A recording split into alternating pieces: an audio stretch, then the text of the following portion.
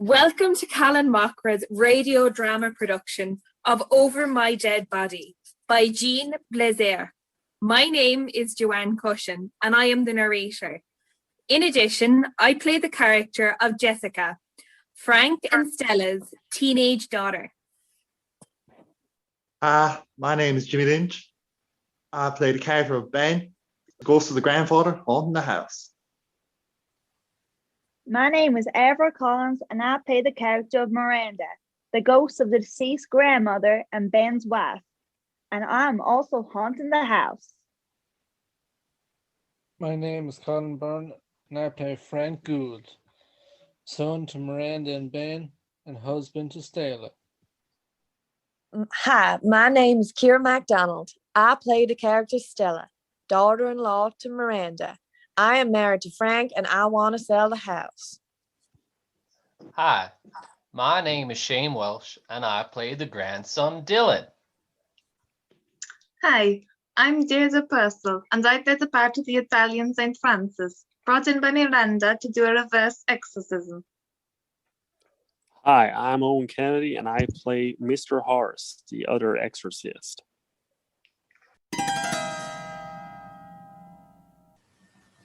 Miranda and Ben are sitting above the dining room of their former house. Miranda and Ben are deceased. In angel form, they are watching what their family is doing downstairs since their demise within the past 6 months. Sitting around the dining room table are Frank, Stella, their daughter Jessica, and son Dylan. Who they talking about? Charlie, Jessica's new boyfriend. Another one? What happened to the last one? He's in jail. I never liked him anyway. The new one's no better.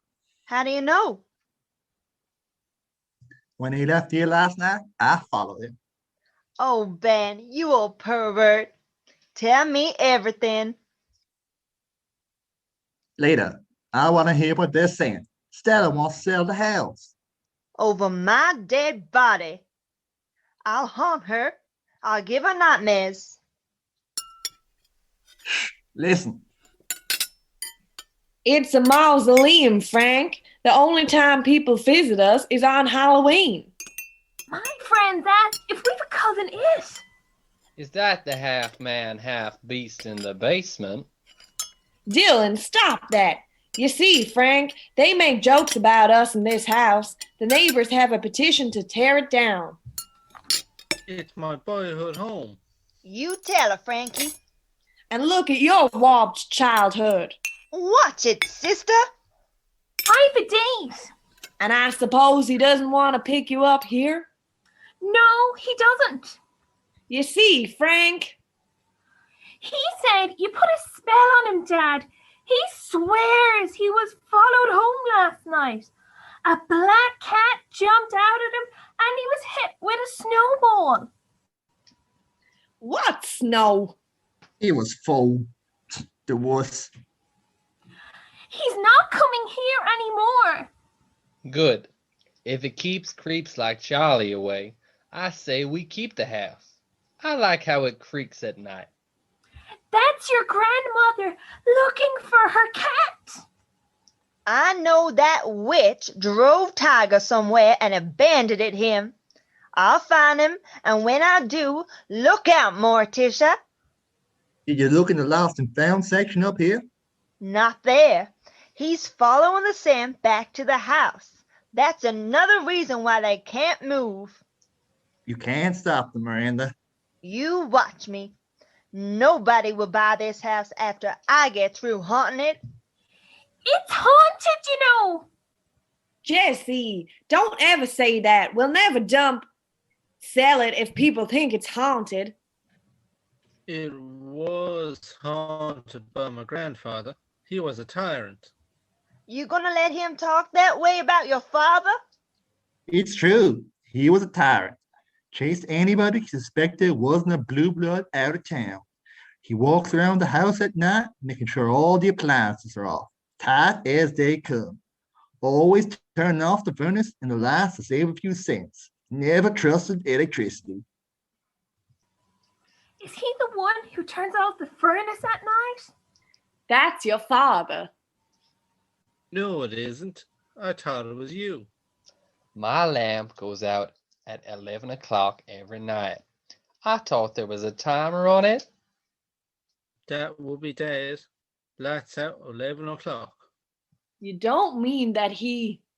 I think it's kind of cool that there's somebody watching over us like that. At least I did. Until he started chasing away my boyfriends. There's a better class of boys in Florida, dear. What? You're delusional. Dylan, don't speak to your mother like that. Dad, if she thinks that boys that Jessica drags home are going to be any more refined than that jerk last night... Hey! We will be living in a more refined area in Florida. Betsy says. Stella, don't use your sister as a reference. We won't be moving on Betsy's recommendation. She's right on the beach, Frank, right out her front door. I'm not so sure that the beach is a proper environment for the children. Oh, and this Amityville is? Florida. All that sunshine every day. You'll get used to it. I hate it now. 3 times a year.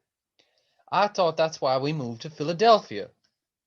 What do you care if the sun is shining? All you do is sit in your room with your eyes glued to that computer. I can make a killing as a realtor in Boca. $5 million homes. Stella, we can't afford a home in Boca Raton. Outside Boca, Betsy says. I don't want to hear what Betsy says. Maybe you hate the sunshine because you're a vampire. Maybe I am. Let's test it. Come here, you wench. Dylan, stop that. You're so weird, Dylan. No wonder my friend asked if we have a cousin in. Before we put the house on the market, we have to clean out all the cobwebs. And the ghosts. Don't you breathe a word about the ghosts. We don't want anybody to know. Oh, they'll know all right. First time things start to happen, they'll know. What things? You'll see. My mother never wanted this house to fall into the hands of anyone but the ghouls. What could a dead old woman possibly do to stop it? I don't think you want to find out, my dear. There's a lot of devil in that dead old woman. Well, I don't believe in ghosts, Frank. You will, Stella. You will. We've only been here a few nights. Wait till she gets started.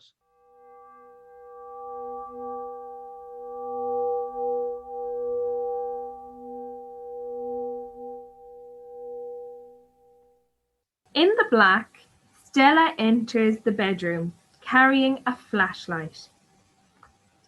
Damn, you don't scare me, Miranda Gould. I'm not afraid of ghosts. Turn the power back on. I know you're responsible.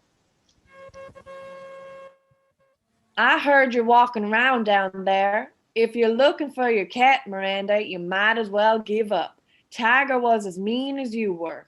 He bit Jessica's boyfriend. You didn't like that boy, did you? I'm wise to you, old woman. You didn't like me either. Trying to keep the family lineage upper crust, were you? Well, guess what, Miranda? I'm the lady of the house now, and what I say goes. We're selling this monstrosity before it falls down with the next earthquake. And when it does, I hope we never hear from you again. Now turn the damn power back on. Jessica, Dylan, and Frank come running in. What the hell's going on? Your mother thinks she's being funny. Turn everything off and go to bed. Frank, I've told you before, your mother is a miserable old woman who doesn't have anything better to do than wake people up in the middle of the night.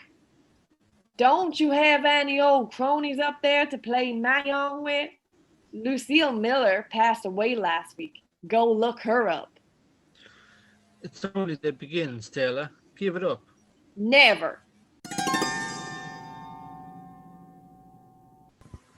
Stella has papers covering half the dining room table, figuring costs. Ben is sitting alone in the loft, smoking his pipe. Jessica enters the dining room. Mother, she won't stop. Ignore her, dear. How can I ignore her when she keeps moving things back? I empty her closet, leave the room for 2 minutes, and all the stuff is back in the closet. Your grandmother was afraid of dogs. Don't you know someone whose dog you can borrow just until we get rid of her things? First of all, I don't have any friends here in Amityville, and if I did, what would I tell them? Excuse me, may I borrow your dog for a few days until I get rid of my dead grandmother? Do the best you can, dear. Get Dylan to help you. Miranda liked Dylan. I think he's as incorrigible as she was. Where you been? I'm having such fun. I think I can get Dylan to help me sabotage the move. Remember the rules. No touching, hugging, or kissing. Does that go for you too? No, not me too. Good. I missed you, you know. I missed you too. Couple of women up here were getting a bit frisky while I was waiting for you to join me. I told them I was saving myself for the woman I married 55 years ago. Who are they and what are their names? They moved on. I like it here. It was worth it, right? I guess, but I still miss the house. They're just things, Miranda. Let the kids do what they want with the house. I want it for our great-grandchildren, and I want a place to visit. And I want my cat. She took it someplace out in the country and let it go. It's happier. But I want to visit it. And my house. They're packing up the china. Do you know that? Your mother's china. Probably giving it away. I don't care about any of that stuff anymore. Let's do something fun. Maybe visit some of the old friends and neighbors. Right after I nudged Dylan into getting off his duff and helping me. 2 days, Benjamin. 3 at the most. Just let me save the house from the wrecking ball. I loved your parents. When we moved in, your parents told me to make their house ours, and I did. I loved it as much as you did. More. I never had a home of my own before I married you. I loved every little corner of that house. Okay, sweetheart. If it means that much to you, I'll wait for you by the buffet. Don't sit with that hussy from Texas again. She has eyes for you, Benjamin. Oh, Miranda, those days are behind us. They're not behind her. If it weren't for gravity, I'd kick her into the next millennium. I like it when you talk dirty, Miranda. Why are you whispering? Nobody's watching anymore. I don't know. We could be under surveillance. Maybe we could be sent back. I wish, just for 1 day so I could. Don't say it, Miranda. Wishes may come true. Just don't sit with 38 knockers from Texas in the cafeteria again, Benjamin. If you value your woman in your bubble bath, Benjamin. Miranda, what if someone... Go on now, and no impure thoughts. Remember where you are. Grandma, you there? Listen, Mom's determined to sell the house. She's bringing in a... Stella and a man, Mr. Horace, enter. There you are, Dylan, dear. I want you to meet Mr. Horace. He's a realtor in my office. Yeah? How's it going? Good. In my business, that's a good thing. Going? Oh, houses, you mean? Yes, of course, houses. Why don't you go up to your room, sweetheart, while I show Mr. Horace the house? Dylan exits, looking suspiciously at Mr. Horace. Stella waits to speak until after Dylan leaves. She even checks the door to be sure he isn't behind it listening. He and his grandmother were very close. Why are you whispering?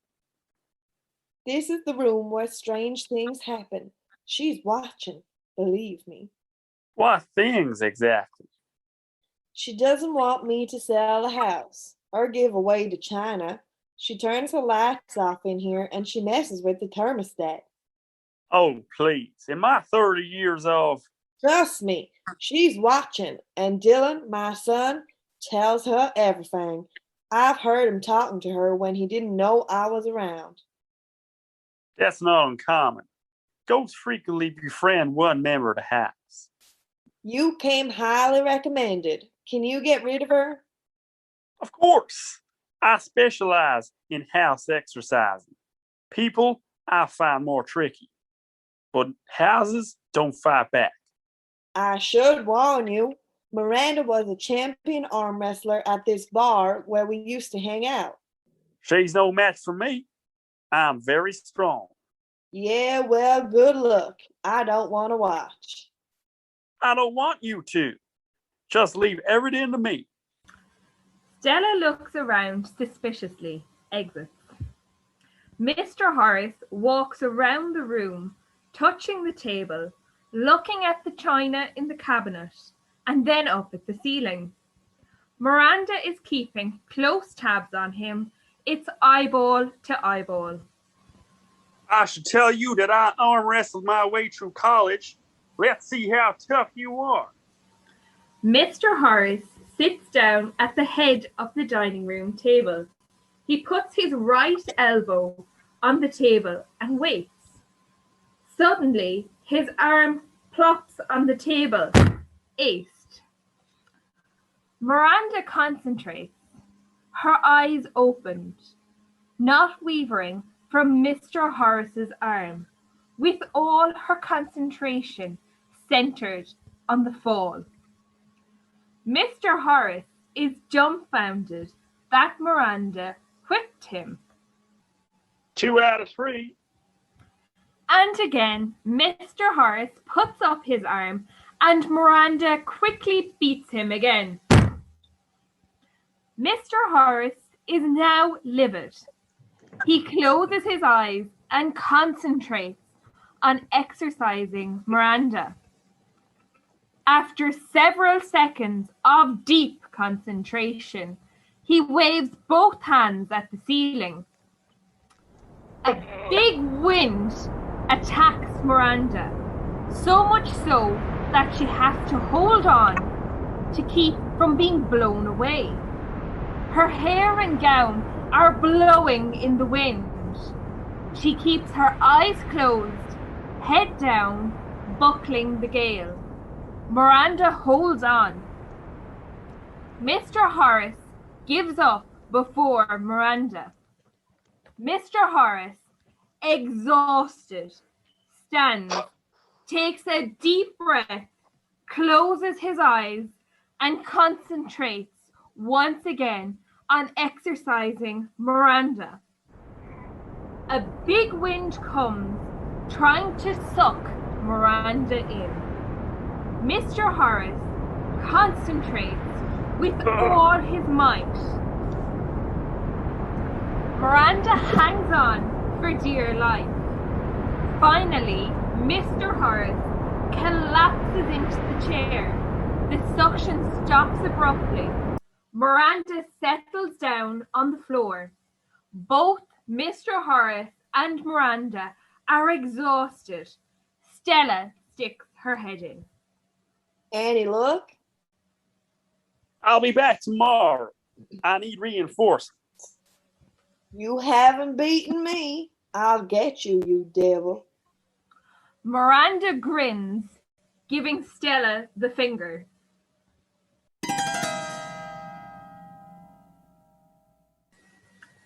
Midnight.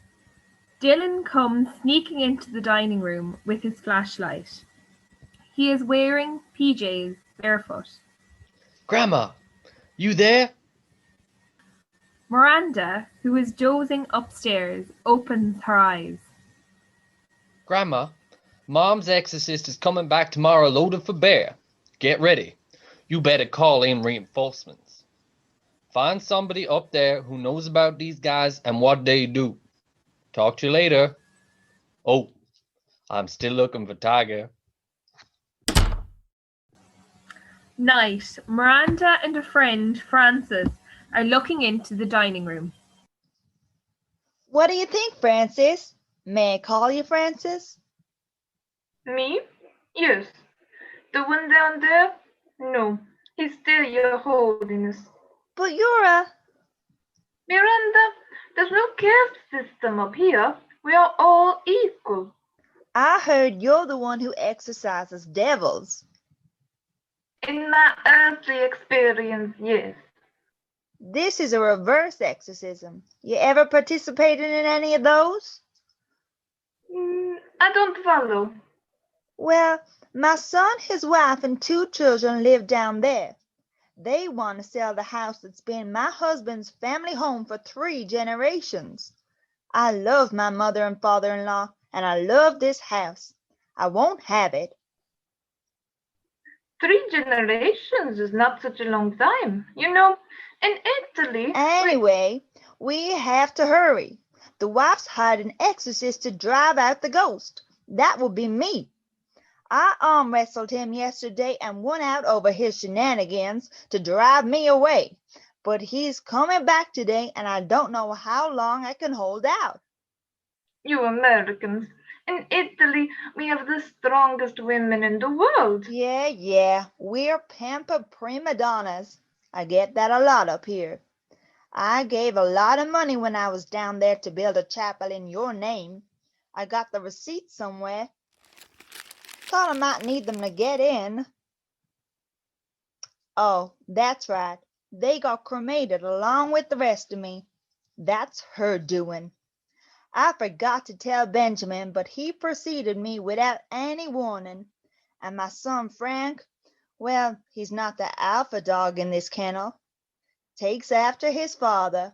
Sweet, loving, kind, and pretty useless when it comes to taking charge. That she-wolf he married runs the roost like a wet hen. Sounds like she's the one who needs exercising. In Italy, we never let a wife... Yeah.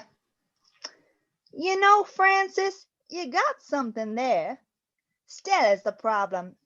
You think you can defang her just so she doesn't get rid of our house? She's also took my cat out into the country and let him go. No, I love animals. Let me get my exercising kit. Gotcha, witch. That'll teach you to mess with Grandma.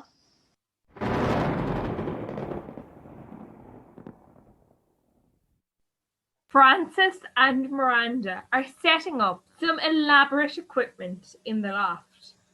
Stella enters downstairs with Mr. Horace. I need you to stay. I'm not familiar with this.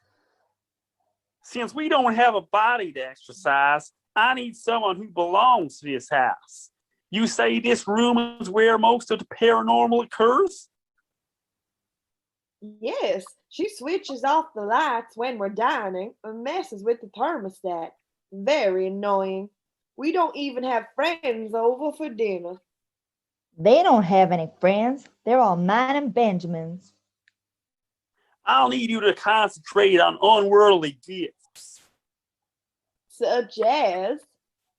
Blessings, your children, husband, your health. Oh, those blessings? What about my new car? You getting this? Not possessions, Mrs. Gold.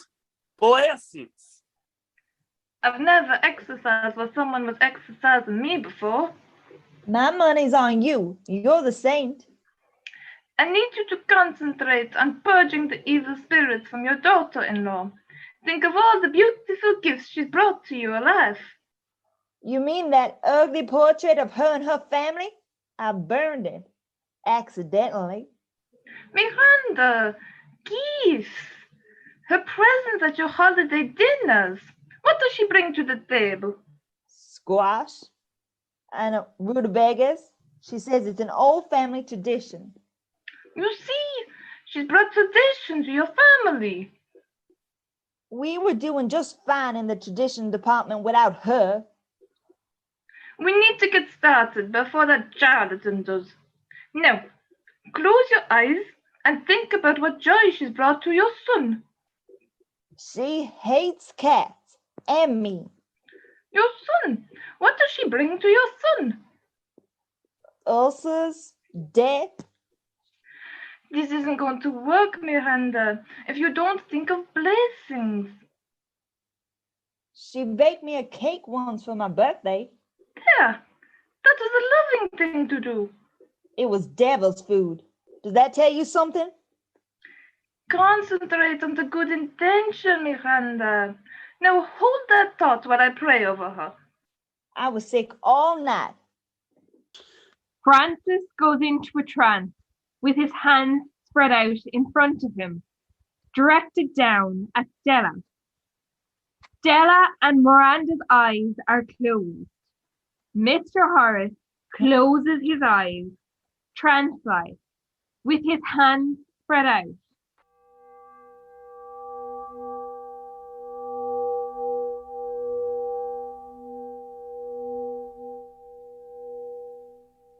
Leave at once! Be gone! Suddenly, Mr. Horace falls down, wrenching in spasms, exhaling the demon inside him. Oops! Oops.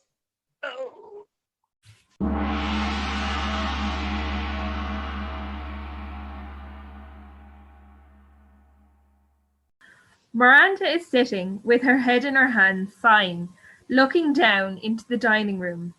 Downstairs, Stella is sitting at the table, her head in her hands, sighing.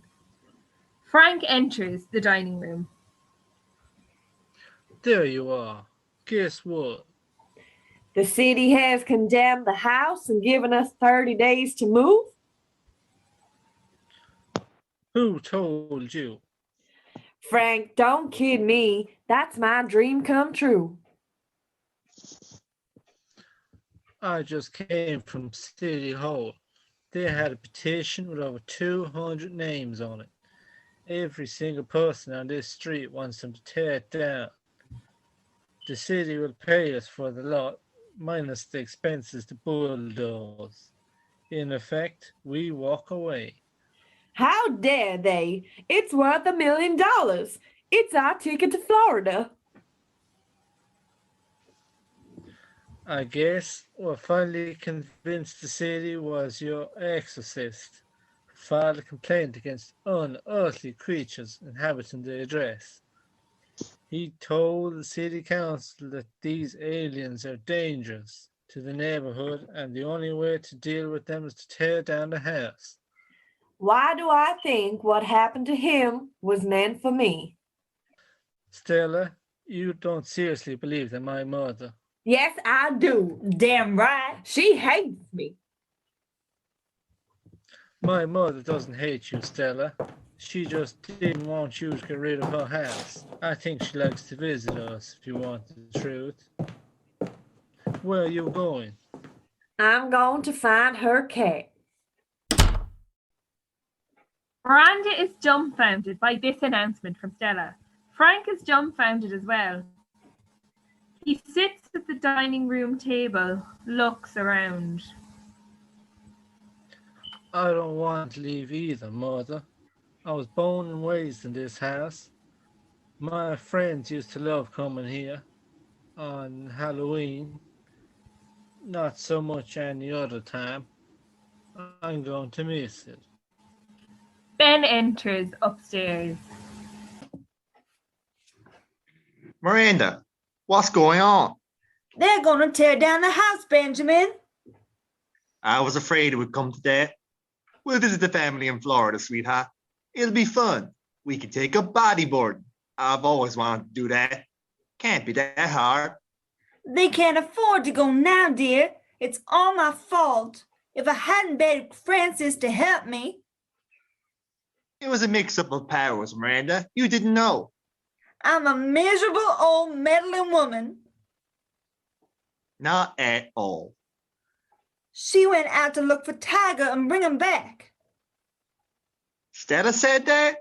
She's sorry, Ben, that the house is being bulldozed. But that's what she wanted to happen. But Frank came in and told her that the city council gave them 30 days notice to evacuate. They're going to tear it down. When did he say that? Just before you came in. See, he's sitting down there. He's feeling bad about losing the house.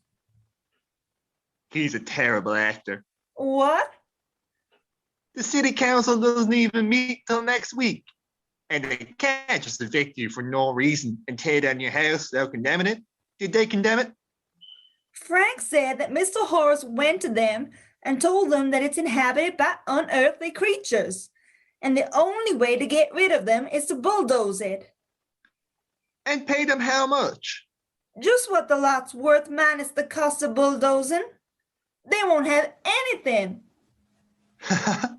She's good. I'll give her that. And she had you ready to move on, didn't she? Why that? I want us to move on too, Miranda. But I don't want you regretting anything you did that caused Frank and his family to lose their home or a chance to move to Florida. After all, someday I expect to see them again. Come with me. I've got an idea. Jessica comes in with the portable phone. Dad, somebody on the phone wants to talk to you about renting the house. What?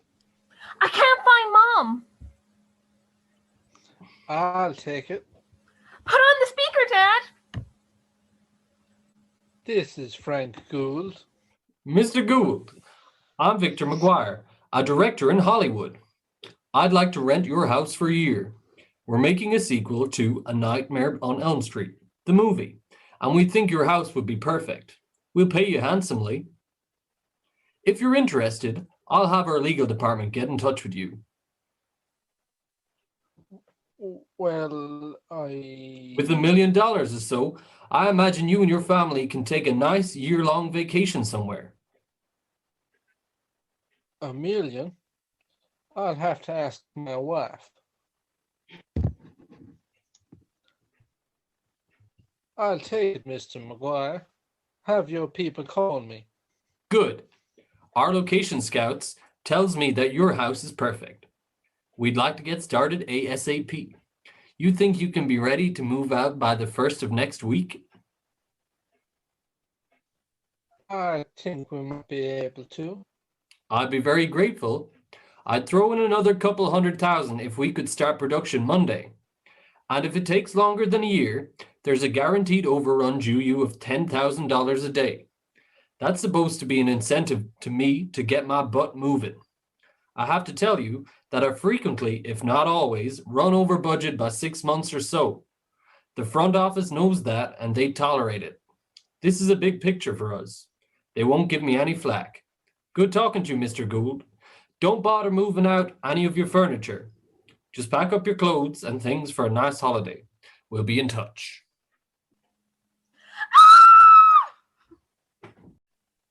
What's going on? Dylan, Dad just talked to a director in Hollywood. They want to rent our house for a year or maybe longer for $1 million. And if we're out of here by Monday, another 200,000. Florida, here we come. Call Aunt Betsy, Dad, and tell her to find us a house.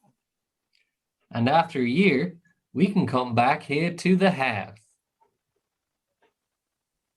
Sure, Dylan, everybody wins. Della enters, scratched. Her dress is torn, her hair is tousled, and she is missing one shoe. Everybody wins what? Tell her, Dad. Oh, God, I have to go out and buy bikinis. In February? What's going on? You better sit down, dear. I had a phone call. from Hollywood. They want to rent our house for a year to make a sequel to The Nightmare on Elm Street. They're willing to give us $1 million if we can be out of here by next Monday. Another 200,000. Dylan, hand me that phone. Who are you calling? Betsy. I thought you would be jumping up and down. I can't, Frank. I'm exhausted. I chased that cat of Miranda's all over a field until I caught him. You found him? Where is he? At the Humane Society. I had to drive him straight there. Did you know that kitten of hers was a bobcat? The animal control people are gonna take care of him. Miranda gets up and starts to leave. Ben enters. Where are you going? I have to visit my cat. You old coot, you called somebody in Hollywood, didn't you? Suggested using the house for a picture. A horror movie. What a good idea. And they can come back home next year if they want to. I think that Dylan may want to. Probably not the rest of them. They're off to Florida and we can travel anywhere we want, lovey, for a year. Thank God. While Miranda hugs Ben, Ben raises his head to the sky. I did, Miranda. I thanked him.